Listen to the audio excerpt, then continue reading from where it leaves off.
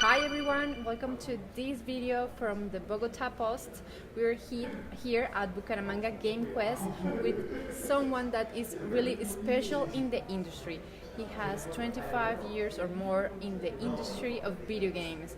Randy Greenback. Hey, How good are to be you? here. Yeah, I'm doing great. I actually having a lot of fun in Bucaramanga and Colombia in general. Of course, I would like to know how did you see the industry here? You've been here before in Colombia. You have been changes in. Have you seen changes in the industry? Yeah, it's definitely growing. Like when the first time I went to Colombia 4.0, I met a lot of different people from other studios there in Bogota and from all over Latin America. And it seemed like I got to know a lot of people in Bogota, and then there were like 7 or 8 studios that I knew of then, and now there's more. There's so it's obviously growing. People are starting new studios. People are doing more games, and I've been actually getting to work with people in Bogota as well, different studios. TerraVision Let Games. us know which studios of Colombia do you work with? Effecto Facto. and TerraVision. Okay.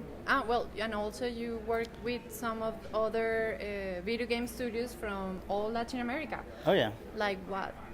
Well, those are the main ones I'm working with, and Timba Games. Oh, okay.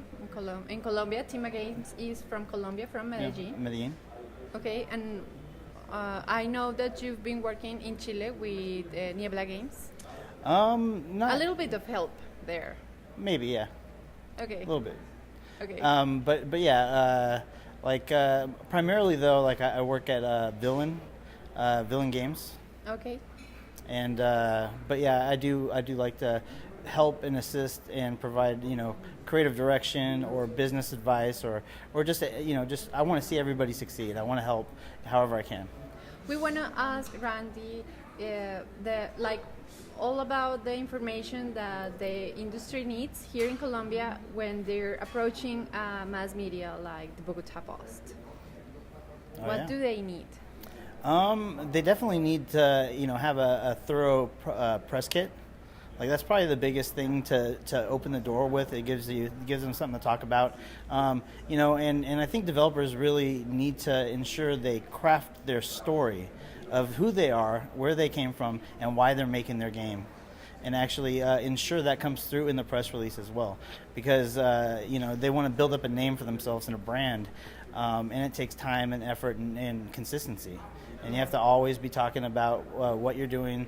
And but yeah, within the press kit, they need to focus on video and animated GIFs, and just to ensure that they have maximum impact. When somebody does see that, that's going to stick a lot longer than just a screenshot, static image of the game.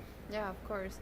What else do they should put inside the press kit? Tons of screenshots, a high-res version of their logo and the game logo. Basically, anything you'd want to see written about and appear in articles should be included.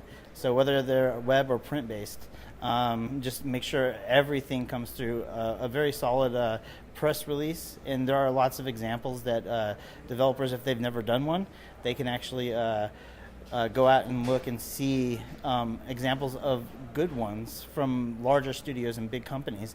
That just search for press kits, or you can do your own press kit page. And I recommend also doing this is on your website there's a cool service and it's basically an app on a web page called Press Kit. Do Press Kit that Rami Ismail has put together. Yeah. So it helps developers fill in all the information and guides them to show them what needs to be included. And it recommends lots of screenshots, a trailer, additional videos that show off your gameplay, and the whole nine. But yeah, I think the most important stuff is to build a good trailer and ensure that's included in your press kit.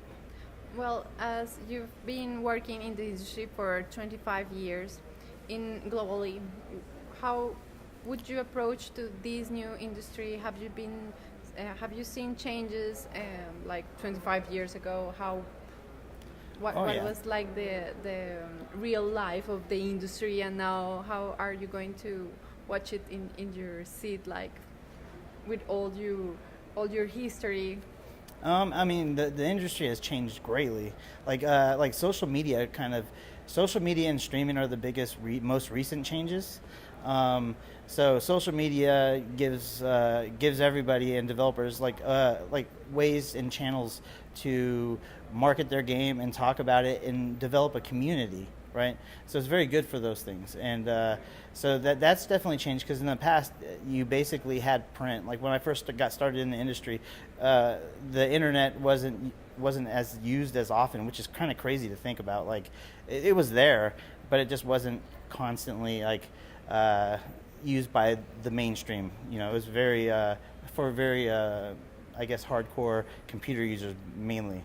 So pretty much everything was print media back then, and that was your hope was to get featured in magazines that covered the gaming industry, and but now, yeah, it's very different. The landscape's completely different. Like streamers are actually even more important to help games succeed.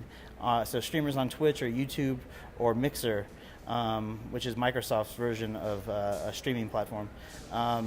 It's that they're even more important to get on your side, to have playing your game, and obviously traditional press still very important, but gamers, especially younger gamers, look for streamers, and they don't even look at reviews usually. They just, is my favorite streamer having fun playing that game? Yeah. Then I want it, and can I play that game with them? Thank you very much.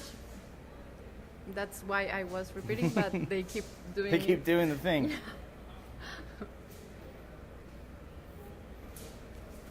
Thank you very much for seeing this interview. We're going to keep on this Bucaramanga Game Quest, so keep tuned.